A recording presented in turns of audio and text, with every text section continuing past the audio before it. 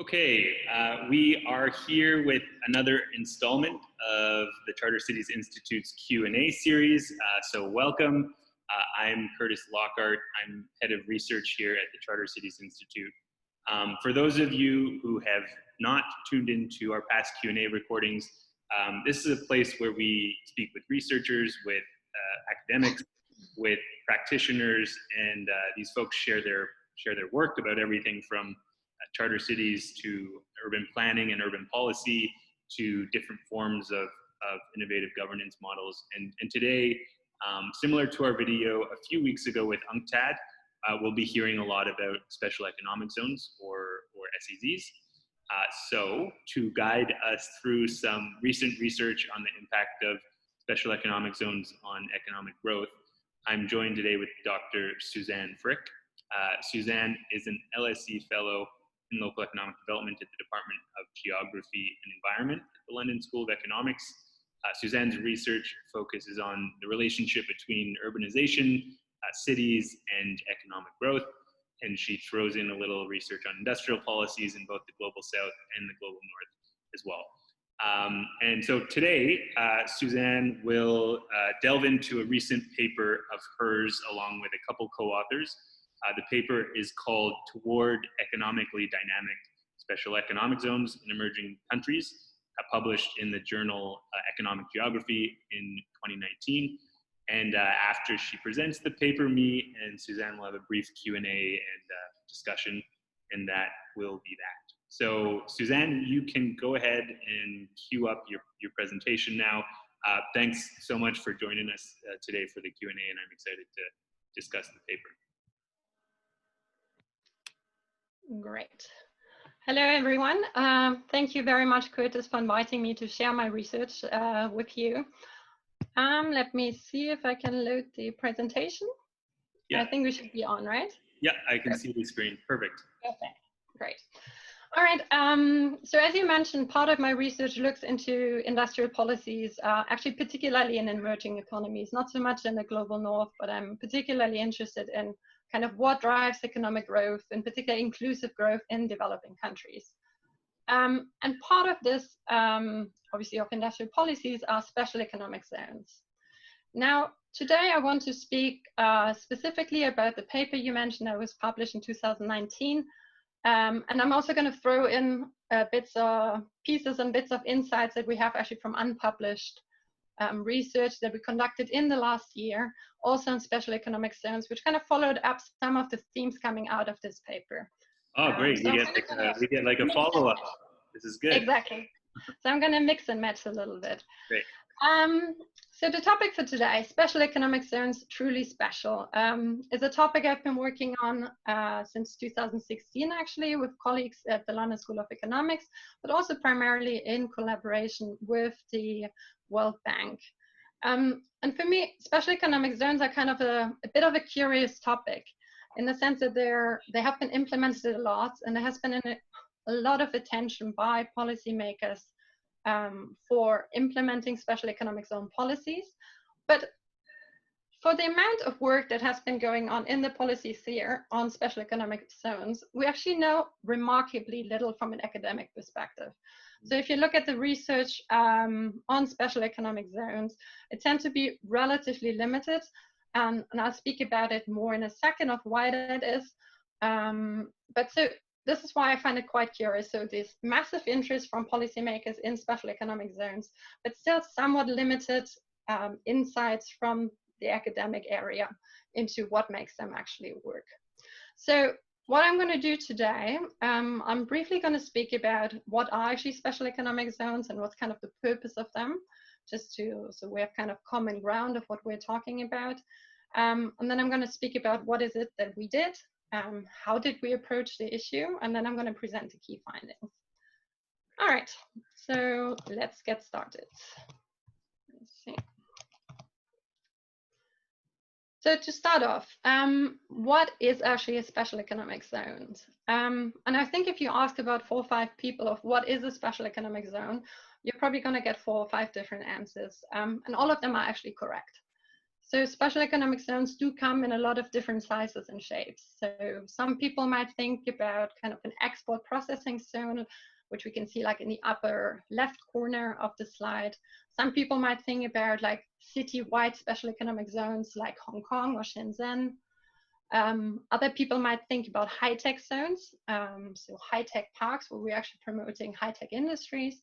Or a lot of people might actually think about kind of the Panama-style commercial trading hubs, so trading zones that we can actually find in a lot of countries around the world, and that actually historically have played a massive role. So as I mentioned, they do come in a different, I mean, they're quite a broad category of things, but they also do share some common characteristics that actually helps us define what they are.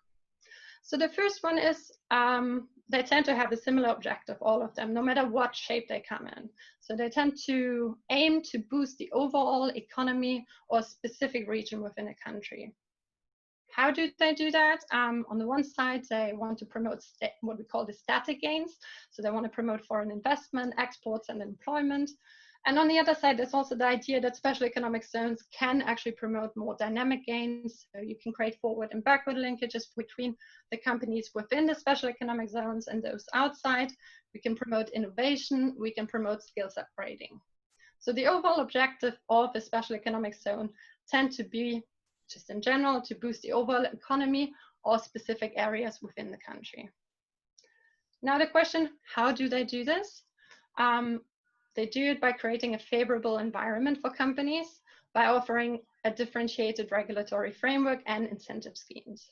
So for instance, if you're within a special economic zone, you're going to pay a lower or no tax. You're going to have less of a regulatory burden. For example, maybe you don't need an export license. Maybe you're not going to pay the export duties, these sort of things. So the idea is that you make it easy for companies to actually settle in a special economic zone. Frequently, there are also other additional non-fiscal incentives, with fiscal incentives traditionally being at the core. Non-fiscal incentives are things such as one-stop shops. So within a special economic zone, a company that needs to do registration and licensing agreements, they don't have to go to different places, but they have one place where they can go and get all these sort of things done.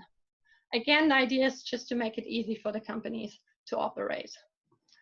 And then, of course, the defining characteristic of a special economic zone, besides these kind of benefits it offers, is that the benefits are only available in very clearly delimited territories.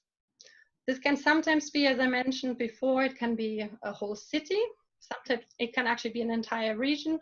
But in many, many cases, it's actually very specific, smaller areas, kind of like the export processing zones that we saw in the picture before. So now I spoke about it in the introduction about I see that's actually a relevant thing to look at. And I think these two graphs actually speak for themselves. So on the left-hand side, we have the number of special economic zones. And as you can see, there were barely any in the 70s. And in 2006, we were at 3,500.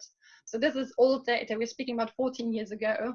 And we know there are kind of unofficial estimates, which thinks that nowadays we're more talking about 5,000 to 6,000 special economic zones around the world. So the number is really skyrocketed over, let's say, a 30-year time period. Similarly, if you look at the number of countries with special economic zones, we're actually speaking about pretty much any country in the world, which today is kind of implementing some sort of special economic zone policy. So for me, I think probably special economic zone policies are one of the most popular policy tools when it comes to promoting economic development that we currently have in the world.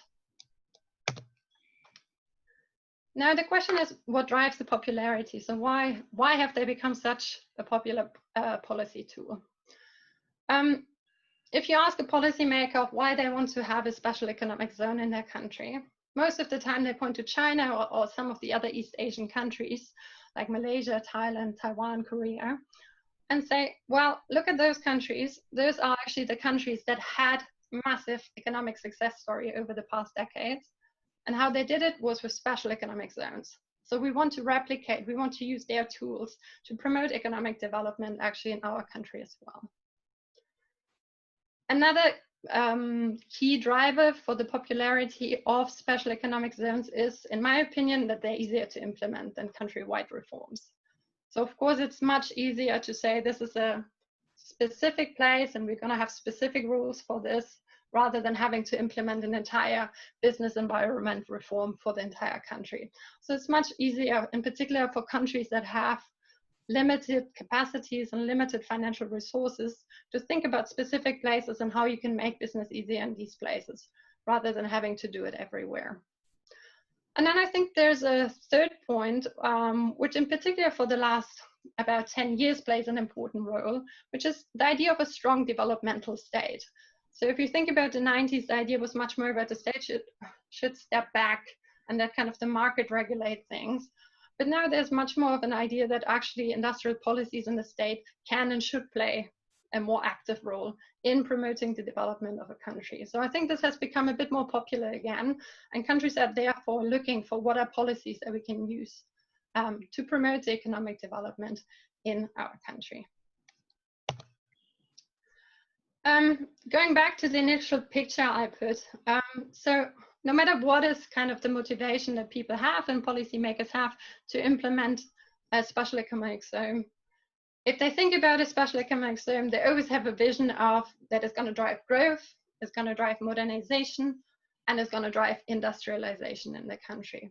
So it's a very rosy, glorious picture, if you want, that policymakers have with what they want to achieve. Now, unfortunately, if we look a little bit at the reality of what we see in a lot of countries around the world, is the pictures of what happens in practice on the ground often doesn't really have that much to do with kind of this rosy picture of modernization and growth. We find quite a few special economic zones that are planned, but they never become operational, or some of them become operational, but they actually never manage to attract any meaningful investment, so they just remain empty. And I do want to emphasize that this is something that we often think about for the examples in some Latin American countries, but in particular for the African countries. But I do want to emphasize that these examples, you do find them as well in a lot of the Asian countries, including China, actually. So it is not the case necessarily that all of the special economic zones and those countries that typically are seen as success cases are actually successful. I do want to make this slightly less anecdotal and kind of less visual. So this is from the recent paper Curtis was talking about. There was actually, I put 2018, but actually it was finally published in 2019, where we looked at over 300 special economic zones around the world and kind of mapped their economic growth performance. And what we see here is that really the performance has been highly mixed for the special economic zones. So on the left-hand side, we kind of see the absolute growth of each special economic zone. So have they actually grown in the period between 2007 and 2012? And what we see is few are shrinking, that's a good thing, but quite a few are stable. So they haven't actually grown much in that period. But fair enough, at least a little bit, around half of them have been growing. So it's maybe not the picture we were hoping for, but it's not quite as negative. Now, if you look on the right-hand side, the graph, we don't look at the absolute growth rate. So we don't look at whether the zone has grown, but we look at actually whether it has grown faster relative to national growth or slower. And then what we see here is that out of the 300 and plus zones that we mapped, actually 191 of the zones, they just grew exactly at the same rate as national growth. And 90 of them grew even slower. And only 65 of them were really considerably faster in terms of growth than the national average growth rate. What does this tell us? It tells us that probably quite a few of these special economic zones are not really like the motor, the engine of economic growth for the countries they are located in, as a lot of policymakers are hoping for.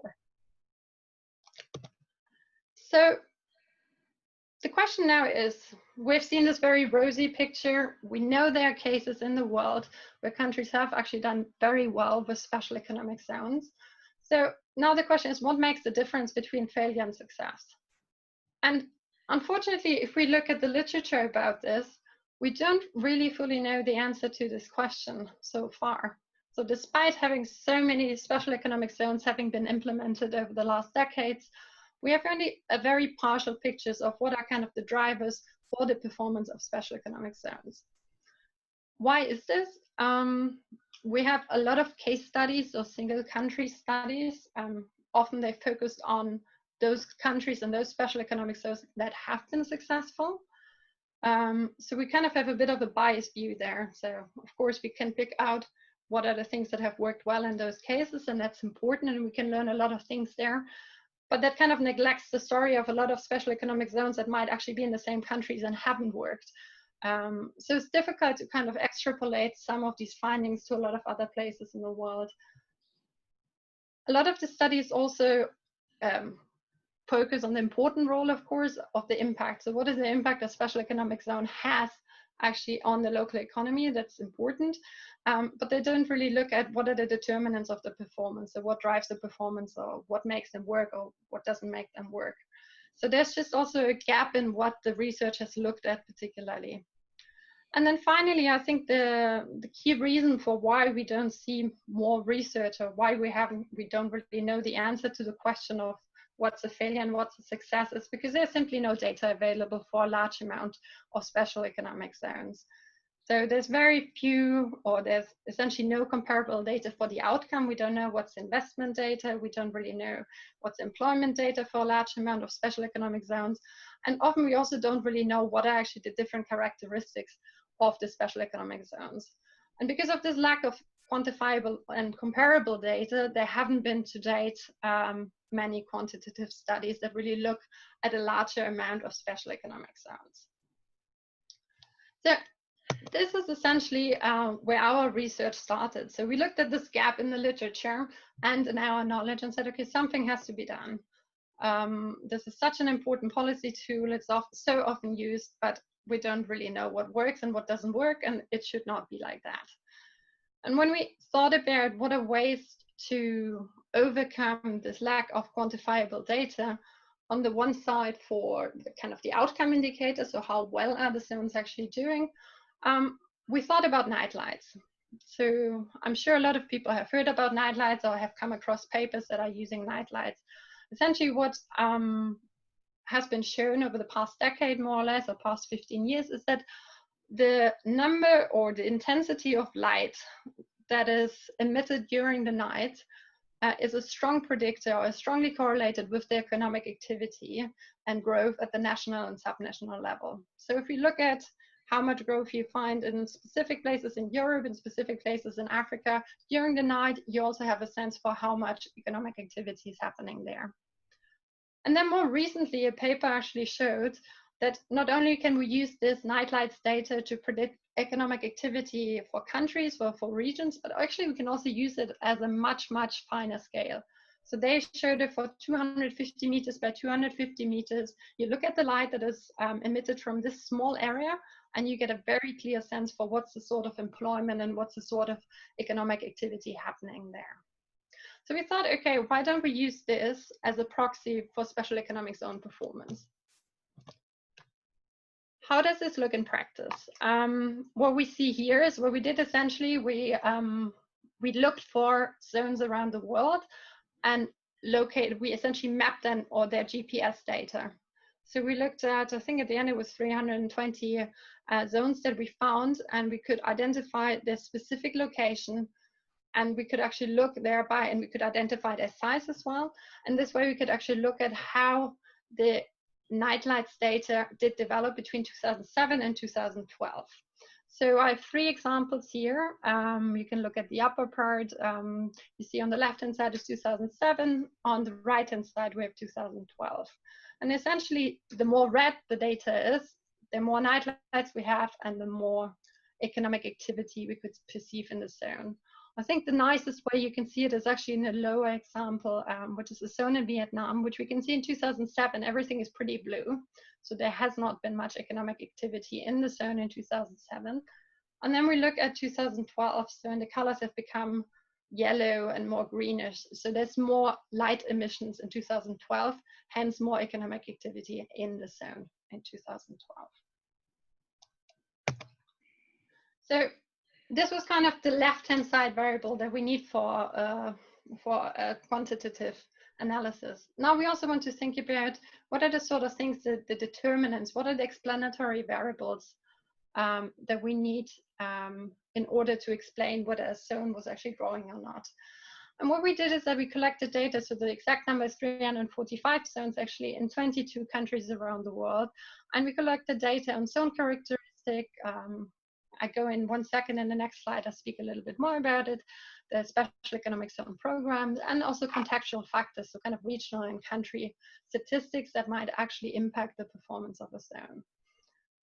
As you can see, we have quite a few, so we've tried to really cover different areas of the world. We include Latin America, African zones, the Asian zones. We do have a bit of a bias in the Asian area, and that has to do with also the fact that they have been particularly popular in these countries. Therefore, you find a lot of the zones in these countries. But overall, we have a pretty good coverage of different regions in the world, and there's actually a data set that is still being worked on and expanded.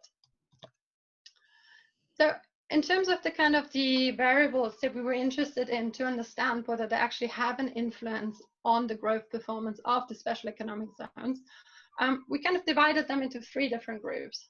So we have kind of the special economic zone program characteristics, which is what I think a lot of people think about when I think about special economic zones. So it's kind of the fiscal incentives, the corporate tax rates, the duty exemptions that are being granted to firms in special economic zones, what sort of administrative facilitation they're giving. But we're also looking at requirements. So sometimes special economic zones might actually impose an ownership requirement. So if you want to invest in a zone, you might need to be a foreign company, or you might need to invest a minimum amount of money in order to actually qualify for the benefits, these sort of things.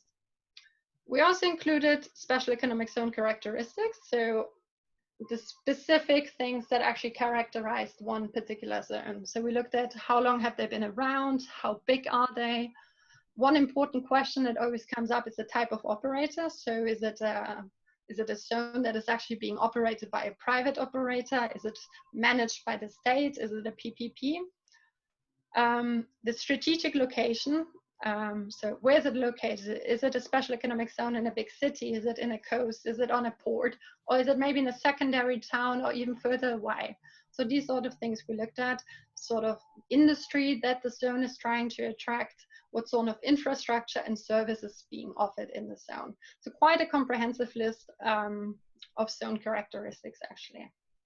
And then the final one, which we also included in our analysis to understand and how far this actually influences special economic zone performance, are national and regional characteristics. So proximity to markets, so how close is a country to large markets, and what sort of access does it grant in terms of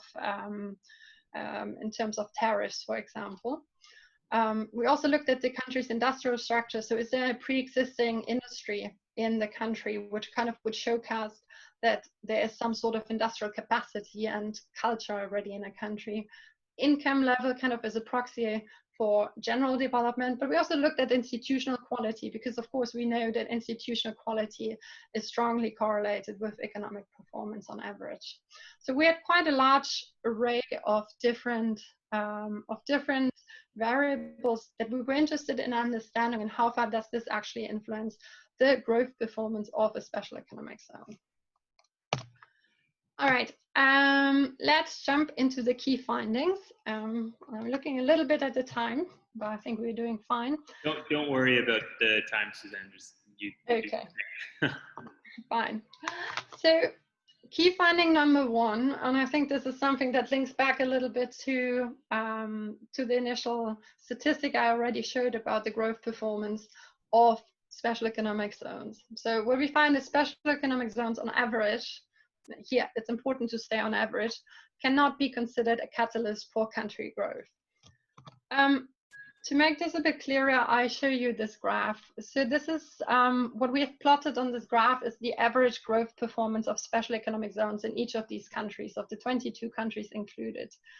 If you look at the vertical, so we look at the absolute growth performance. So anything that is above the 0%, means that zones were actually growing in the period that we were analyzing, which is 2007 to 2012. Here the picture still looks quite good. On average, the vast majority of the zones was actually growing, with the exception of, unfortunately, Pakistan, where the average zone actually wasn't doing too well in this particular time period. Now, the picture looks less positive if we look at the other axis, if you look at the horizontal axis, where we're actually plotting the growth performance relative to the country growth in the same period. And so only those special economic zones that actually grew faster than the country, they are located on the right side of the one line. And there now we find that actually very few of the countries had special economic zones that on average were growing faster than the country growth. So we have Vietnam, for example, where actually the special economic zones did show quite a significant growth, and that was above the national growth. However, quite a few of the countries, actually the majority of the countries, special economic zones were growing slower on average than the country itself. So what does this mean for us? It means if you're a policymaker and you want to establish a special economic zone in order to promote country growth, it might not always work the way you were thinking it would work. Because if the zone is growing slower, then the country average is not going to be, cannot be considered as an engine for growth. One side point I want to make is that a lot of people ask us about it, okay, but a lot of these zones, they're located in regions that are lagging from an economic perspective. And maybe they're growing slower than the country average, but they're actually growing faster than this specific lagging region they are located in, and therefore can still be considered a success story. That is a fair argument, and is actually something we looked at as well.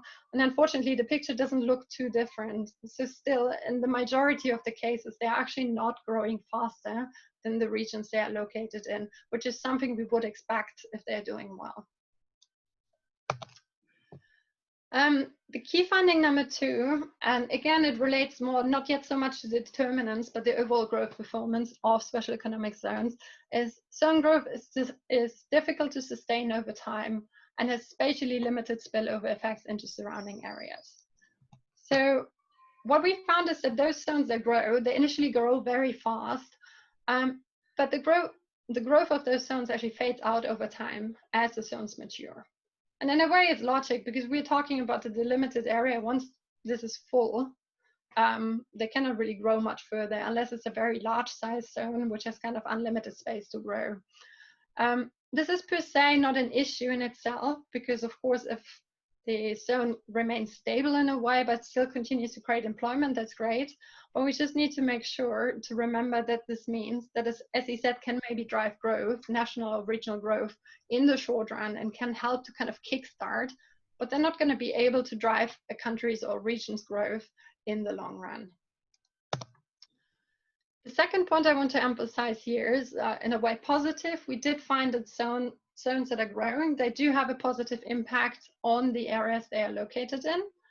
But what we also found is that this impact is actually spatially bound. So if you look at it, it fades over distance. Beyond 50 kilometers away from the zone, no impact can be detected. Again, I don't think this is particularly surprising, and we cannot expect a zone to be actually driving the growth of the entire country. But again, when we think about what our expectations are of what the zone is supposed to achieve, we need to bear in mind that the impact is limited. So it's not going to be driving country growth, it's going to be driving the regional growth. Key finding number 3. The majority of SEZ program features incentive packages and program setup designed to attract and facilitate the dynamism of firms to and in the zones have had little bearing on zone performance. So this is now the first kind of group of variables that I indicated before. We're talking about the incentive package, so what sort of tax incentives are provided. We're thinking about how is the program set up, do we have an independent regulator, this sort of thing. And this is normally what a lot of the best practice policy guides and a lot of the literature to date actually looks at and kind of emphasizes. And also when you speak to policymakers, what they tend to think about. So what's the right way of setting this up? And what we actually found is that a lot of these things don't seem to have such a structural bearing on zone performance. And I do want to pick out 2 points here specifically. The first point is we did find a positive impact of tax incentives, but we could only find it actually in higher income areas. So it was not something that if you are a poor country and you offer these massive tax incentives, then you would definitely have a massive growth. Actually, to the contrary, that didn't quite work. And this, of course, initially is a bit, in a way, it's counterintuitive, because the tax incentives, they were always seen as kind of a centerpiece of a special economic zone policy. And I do think that maybe at one point in time they worked. However, that's where now the second study we did comes in. We did actually interview over 100 investors in special economic zones in 7 countries around the world. And we kind of asked them specifically about that, about the fiscal incentives. And what a lot of them told us about the fiscal incentives is that there's somewhat of a hygiene factor, or what you want to call a hygiene factor. So they were essentially saying, well, as a country, you need to provide us with fiscal incentives because all the countries are providing us with fiscal incentives. So if you don't provide them, why would we come to you? We just go to your neighbor. So they kind of need to be in place. But the fiscal incentive alone, because every country is actually providing them, is not going to make the deal for me to come to your country. So this is kind of a little bit of a sobering finding if you think about the impact an incentive package can have. It essentially means you need to have it in place. It's quite costly, but it's not enough to bring the investors in. And then the second point I want to make here, as I mentioned before, so a lot of these factors like the independence of the zone regulator, or whether a one-stop shop for administrative facilitation exists, which is often emphasized in a lot of the literature. So we didn't find any, like, on average correlation with the performance of the zones. My interpretation of this is in a way that is very likely that these things are very context specific, what setup works and what is actually needed in a specific country. So you might have a country where it's really important to have an independent zone regulator because the Ministry of Economy or wherever it might sit normally maybe is a bit messy and there's a lot of, or is under a lot of political influence. But maybe in a different country, actually, it works quite well, having them sit under the Ministry of Economy or under the Ministry of Finance. It's a very well-functioning body. So I think there's a lot of things that we just need to see what works in a specific in a specific context. And I do think the takeaway here is that we shouldn't focus too much on what has worked in other countries, but we should look at that, but we should also consider what's the context in a specific country and what's the organizational setup in a specific country. Key finding number 4, the overall effect of the SESM program variables, which were the ones I just spoke about now, tend to be trumped by the more relevant role of SEZ characteristics. We were a bit surprised about this finding, actually. So that actually SEZ characteristics, like where they're located, the sort of services they offer, etc., actually has such an important role. And again, there are 2 that I want to specifically emphasize. We found actually that the focus on high-tech sectors within the zones is negatively correlated with zone growth. And again, that is a bit of a sobering finding because, of course, a lot of countries that are implementing special economic zone policies, they kind of have this idea that they want to upgrade their manufacturing base. They want to make it more innovative. They want to attract like more high value added sectors into the country. So they're actually specifically targeting high-tech sectors. But what you did find is that in many cases, these zones actually don't work particularly well. So most likely because they're just not fitting with the country context and the environment that they otherwise offering to an investor. So it's kind of a bit of a call for caution when aiming for the stars, I called it, when you're essentially trying to promote a new Silicon Valley that just doesn't work everywhere in the world. And then there's a second finding, which I personally found a bit disappointing because I'm always interested in understanding how can you actually promote economic development also outside of the primary urban centers and those economic centers that tend to work already pretty well, is that unfortunately, the further away you are from the largest city of the country, the lower the zone growth. Now, many times we have special economic zones are being used, or they try to be used as a way of promoting the development of lagging areas. And this finding actually suggests that this might be complicated. again, when we spoke to investors in the special economic zones about why they prefer to be in certain places, a lot of them were saying, well, we want to be in a big city, of course, because we need to fly in and out. So we need an airport, but also because they thought it was beneficial for them to be close to where the decisions were being made. And it was easy for them to actually kind of speak to someone when there were issues in the special economic zone, and they could actually sort it out very quickly. So this is something just to bear in mind for policymakers when to look at where to locate special economic zones, which is always a very big question when these sort of programs are being designed. And then the final finding, which for me is a key finding of our paper, is actually country and regional specific contexts are the most important drivers of special economic zone performance. Again, this is in a way, you build a special economic zone because you kind of want to overcome the challenges a country is facing in terms of the business environment. And now I'm here saying, actually it doesn't work. The regional and the country environment is still very important for whether a special economic zone works.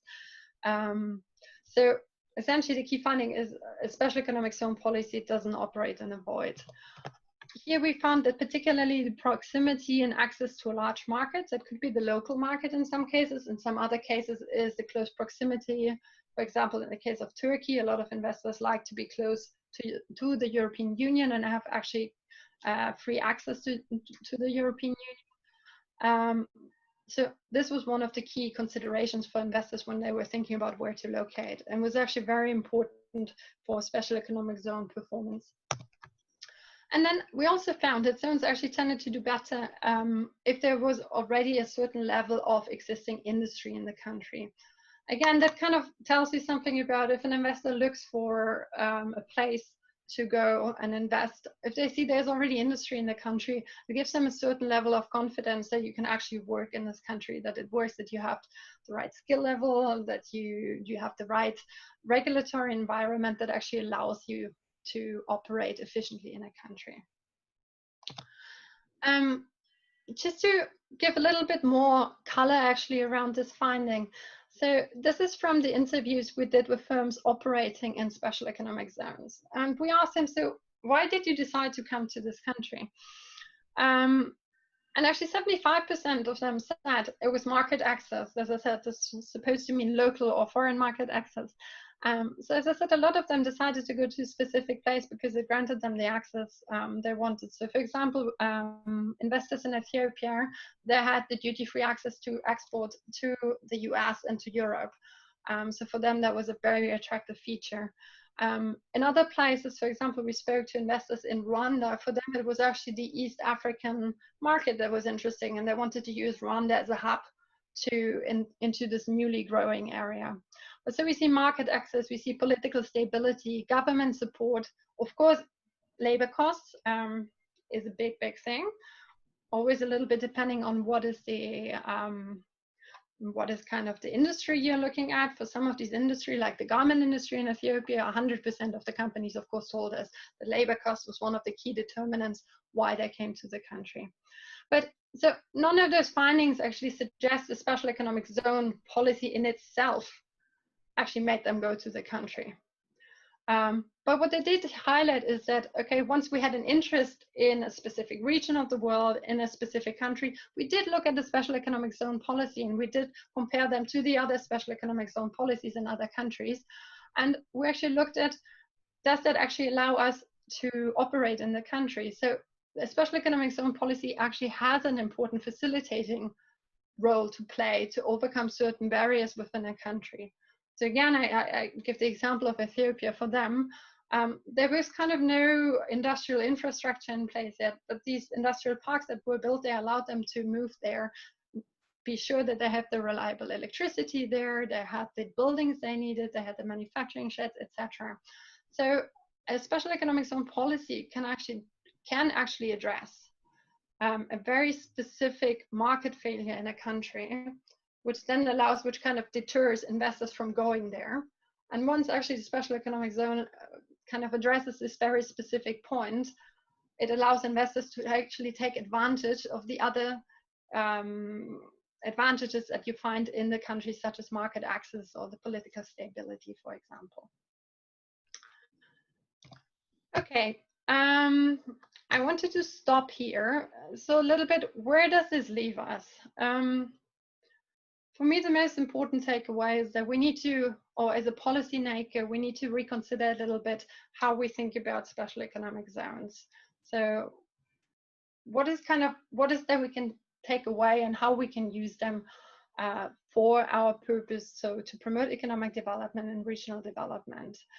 The key, as I mentioned, for me, the key takeaway is, as I said, simply they do not exist in a void. And you need to look at what is the specific local and regional context in which you want to place a special economic zone.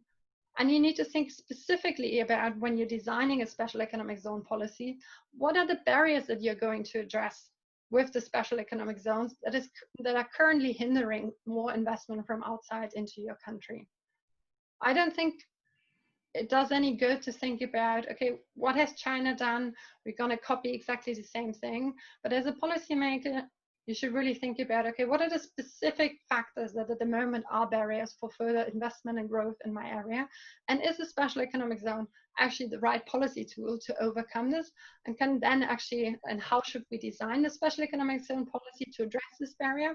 And then I do think it can actually be an important facilitator. And maybe just a final point to say, SEZs cannot and they will never be a substitute for wider structural reforms. I do think it's important to think about that you can use special economic zones as a very punctual way of solving specific issues, but eventually you're going to have to kind of roll out the reforms that you try out in the special economic zones, because it also tells you something about what are the things that are really important in your country and in your context and what not. And then you're going to have to roll them out eventually through the country. I think I'm going to stop here. I probably took up enough of the time. And so I let you shoot some questions at me. Great, great. Well, first off, again, thanks so much. As I told you before we started recording, I found the paper super interesting, especially considering that, you know, I've been interested in this issue for a while. And like you said, the lack of quantitative studies on a large enough sample to get kind of significant data on what's going on, why some zones are succeeding and why some zones are failing, is just kind of strangely lacking for how successful a policy they were allegedly in China and East Asia. So it's crazy to me, number one, that there's not more of these papers, but I thank you for filling the gap. So yeah, with that, we'll just jump straight into the Q&A part. So first question, I mean, this paper, I forget whether you mentioned this, but it kind of came out of a much larger report on SEZs that you co-authored, right, for the World Bank. Now, presumably, right, because the World Bank is a more policy-oriented institution, this report was shared with some zone authorities or policymakers working on zones in emerging markets. So I'm curious, how did these zone authorities and policymakers take your findings, especially the finding that that incentives, like for example tax breaks, didn't in all cases matter all that much? Because I've found this too, and there's a lot of focus on tax breaks and fiscal incentives by zone authorities that we speak with. So were they surprised when you communicated these findings? How'd they take it? Yeah, that's a good question. Actually, I'm not quite sure how to answer it in a good way. So I think there has been a lot of, in a way, there's been surprise about this finding. Obviously, we are saying that probably without the incentive packages, you won't go far either. So they're kind of happy to hear that they're going to have this in place. I do think there's quite a bit of, I think what we're suggesting makes the whole thing way more complicated, right? I mean, there's this one thing where you say, I'm going to implement a special economic zone policy, I provide these incentives, and boom, we're going to have all these investments and employment. Now we are coming and saying, no, actually it's a bit more complicated. You need to think much further about, okay, how is your market? What is kind of the sort of selling point you have? How can you use SEZs to actually leverage the selling point your country has, or this comparative advantage your country have? And I think a lot of them, they're kind of they buy this, they take it as a fair point. I do think there's still very little in terms of then really changing the approach, because as I said, it does require, of course, a much more thorough analysis. It requires more capacity, more manpower to do that, which often is lacking in a lot of these countries. So I do think they on the one side, they are surprised, but they do see it maybe as a fair point as well. But then in how far when they go away from a conversation system really being implemented, I'm unfortunately not convinced yet that much is being done to kind of change the approach to how to design the SEZ policy. But also because, of course, SEZ policies, I mean, they're being designed in a political context. Let's not forget about this, as many special economic zones, as many economic development policies. So I spoke about the issue that a lot of the zones that are located in more remote areas don't perform very well. Now, of course, a lot of countries, when they talk about special economic zones, they are a costly invention. So there's a lot of political games also involved of then which area in the country gets a special economic zones. So often kind of these sort of more political considerations trump the more technical considerations as well. Interesting. Okay. And then second question here. So I was kind of struck by the contrast between your paper's findings and then one by an economist whose name is Jin Wang. They studied the impact of SEZs in China. It was a paper published in the Journal of Development Economics. She used different dependent variables. You guys used Nightlights, but she basically found significant and positive impacts of SEZs on things like investment, total factor productivity, and on wages. I don't think your findings are as positive for other regions of the world. And one of the key differentiators that, from my reading at least, that I take between China and other regions is that the SEZ program in China, a lot of the authority was decentralized to local municipal level actors, and it gave a lot of autonomy to these local decentralized authorities to kind of take control over this program as well as reap the rewards, right? These municipal politicians were rewarded if they spurred economic growth in their locality by moving up the CCP. And I don't see that same type of decentralized control over SEZ programs. They tend to be like a centralized authority in the capital most of the time. So I'm curious to know, your take on that and whether that's kind of you've come across that as well. Yeah, I think again, this is an interesting observation, but also it's a tricky question. So first of all, I do want to make one point about Chinese SEZs, which I also said before. Of course, there are Chinese SEZs which have been tremendously successful. But when we looked at the data, there are also quite a few Chinese SEZs that actually haven't worked at all. So we do always need to be a bit careful when we speak about the success of Chinese special economic zones, because the performance is way more mixed than we kind of traditionally think. When we just think about Shenzhen and some of the other large special economic zones, in particular the first ones that were established.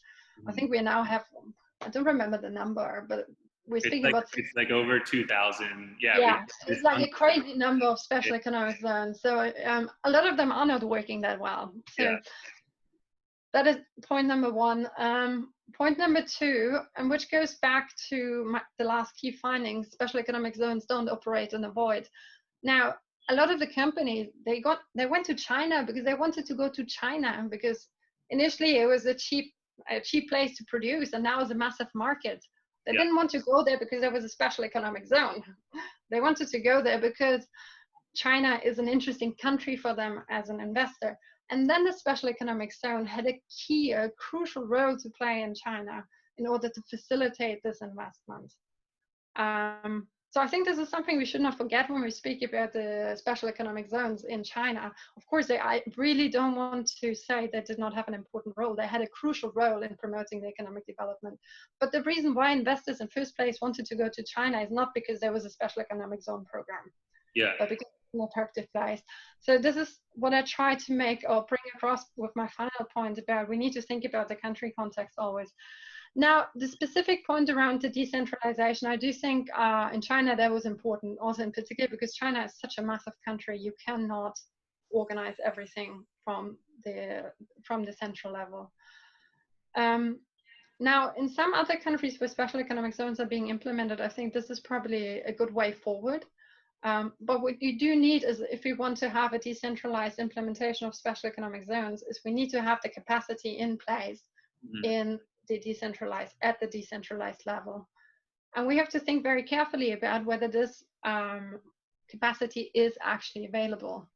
Because otherwise we just run the risk that you put a lot of pressure, a lot of responsibilities on the shoulder of these lower administrative levels, which are probably already trying to deal with a lot of things, but with limited resources. And then those areas in the country that are anyway doing better, that tend to have better administrative capacities, are going to do even better with the special economic zone performance. So I think, again, is a question where context matters.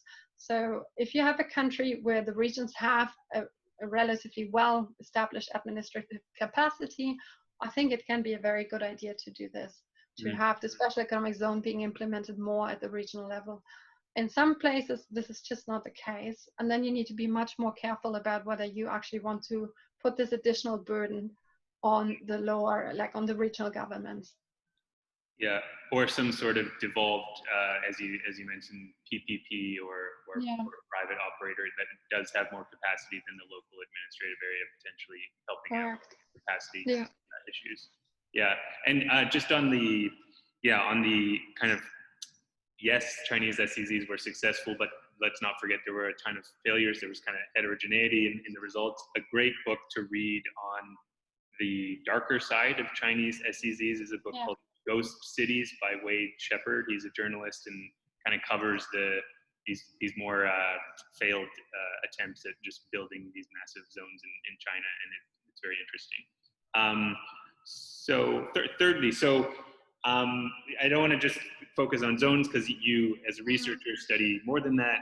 On top of SEZs, you cover kind of industrial policies more generally. So my question, it's a broad one, so I'll let you take it where you will. Where do SEZs fit into the industrial policy mix, and have you found that SEZs are kind of complements to other forms of industrial policies?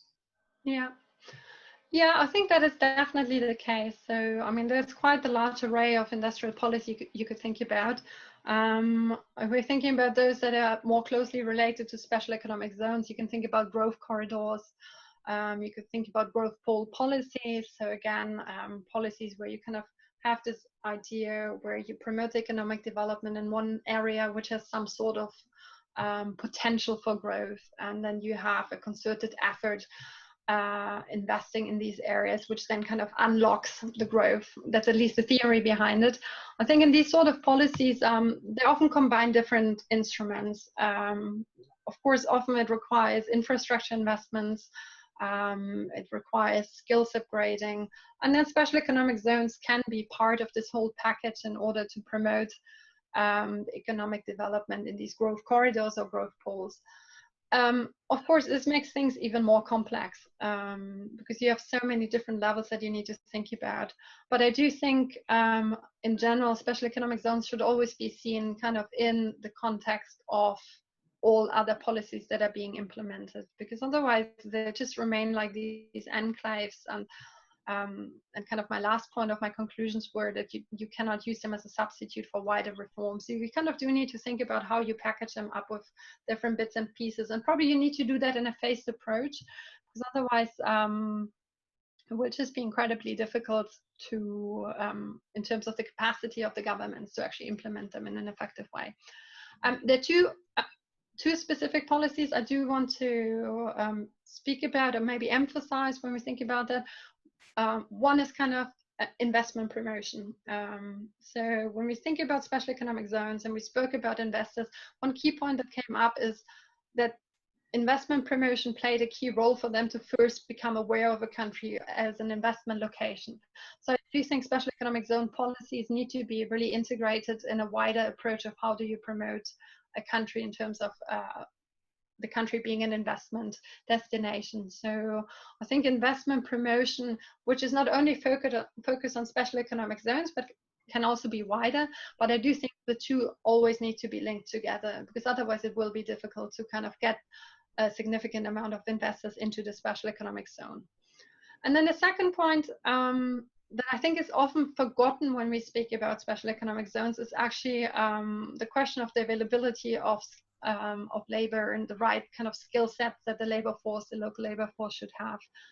So when we did these interviews with over 100 investors in 7 countries across the world, a lot of them were complaining that they were really struggling to find the amount of workers they needed, but of course, in particular, the amount of workers with the right skill set they needed. And what I found really interesting about this finding was that this was true actually for the garment industry, so very low tech, where you think there's a very low skill level. And it was true also for the high-tech industries, where maybe this sounds more intuitive. But so it was true for a lot of essentially for all of the industries, no matter what the special economic zone focused on, what sort of industries, companies found it incredibly difficult to find the right workforce for them. So I do think that when special economic zones are being implemented, something policymakers really need to think about is where are the workers going to come from? And do they have the right skill set? And if at the moment they don't, how do we actually provide the skill set? So the sort of teaching, either the sort of vocational trainings, these sort of things, or training in general, really needs to be integrated into, as you said, policies to make them successful. Mm-hmm. Great. Yeah, so this is actually something I want to look at now more closely, because it was one of the findings that really struck me from this last research we did, which was more qualitative. And I thought it's something that we never speak about, or you rarely hear policymakers speak about when you speak about special economic zones, this bit of thinking about, okay, where does the workforce actually come from? And how do we train them to make sure they actually have the right skill set for the investors we're trying to bring in? Yeah, I totally get where you're coming from. Just as an anecdote, I was in Zambia, as I told you, in late February, early March. Mm-hmm. I visited a bunch of zones there, and the same issue about labor force availability was raised. And then it was the urban planner who said, like, well, how do they transport out there? What do they have available public transit routes? And there weren't those cheap vans that are available everywhere. There was no route out to the zone, so it was expensive for the workers to get there, to work in the morning and back to in the evening. And so thinking through, we can have these zones, but if they're 30 kilometers outside the city, we need to also set up these networks to get there and back every day. It's interesting. No, absolutely. I think you're making a good point. So it's not only about the skill training, but also about how do people actually get to the zone in a safe way. So lots of to think about. Yeah. And then last question. So as I've probably given away, was impressed by the scope and the breadth of this data set, especially relative to other zone papers and zone data sets, the very few that I've come across, which is why I reached out to you in the first place.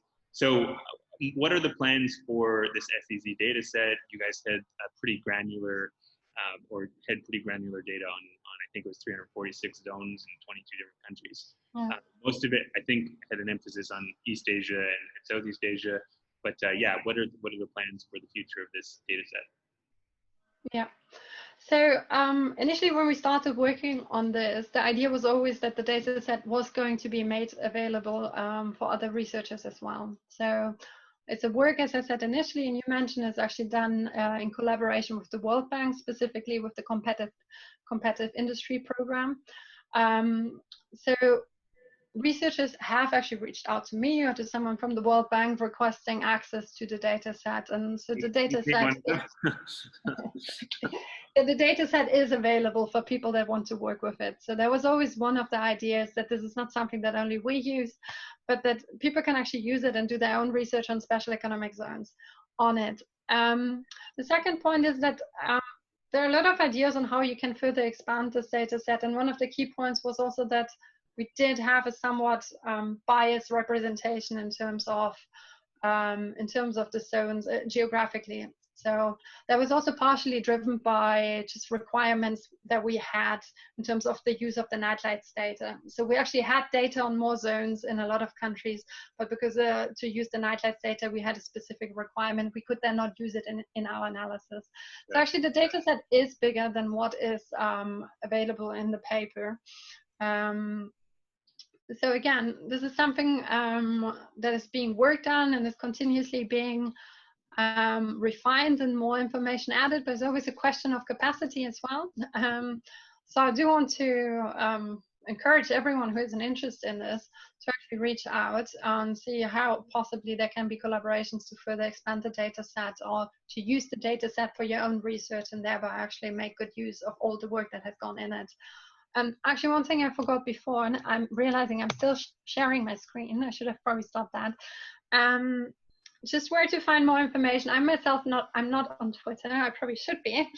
But so I put the Twitter account of my co-author, who is very active. You can have a look there. But the point I wanted to make is have a look at the CIP homepage. It's not only work on special economic zones, but they have our special economic zone work on there. There's a really nice data visualization tool. Have a look there if you're interested in the topic. And then you can also take it from there to think about what else you can do with this data. Great. So as you were speaking, just one more small tidbit question came to my mind. So anyone who's worked on or tried to research zones probably has come across this huge problem of data availability. Why do you think it is that these zones, whether they be the zone authority at the country or the specific people who work and administer the specific SEZ, why isn't there better data available? if you could, you surmise based on your experience. That's a good question. I mean, first of all, I think people working on this on a day-to-day level, their business is not to make data available for researchers. They care about the functioning of the SEZ on a day-to-day level. So I think they're just also focused on other things. Yeah. Now, obviously, you could say as an SEZ authority, you would be interested in having the data on how much investment, how much employment your SEZ is actually generating. Yeah. I do think two things. I think some of them maybe for obvious reasons, as we were talking about, a lot of these zones actually not generating that much business, maybe actually don't want to have these numbers, or they don't want to share them. But I do think that most of them have a sense of what's going on, right? I mean, obviously they have at least they should have the number of companies that are actually inside the zone. Maybe it's more tricky for them to get the actual numbers of exports generated, because again, maybe the individual companies are not too keen on sharing this sort of data. But then there's also the question about how comparable this data is across different countries, which makes it difficult to often use the data you find. Then some people or some zone authorities, they kind of collect the data on estimated investments or kind of planned investments rather than the actual investment. So it's very difficult to, even if you find information, to see whether they are comparable. And again, unfortunately, I do think there is sometimes just also not that many incentives to actually share the data. Yeah. For many reasons. Great. Well, with that, that's all the questions I had. As I said at the beginning, I'm Curtis Lockhart. I'm head of research at the Charter Cities Institute. You can learn more about Susanne's work at her links there, and do visit the CIIP website if you're interested in this research topic, and check out her co-author's Twitter handle. You can learn more about Charter Cities Institute's work at www.chartercitiesinstitute.org, or subscribe to our YouTube channel where this video will be posted, or you can follow us on Twitter at cci.city. With that, thanks so much again, Susanne. This was great, and you have a good one. Stay safe. Thank you very much.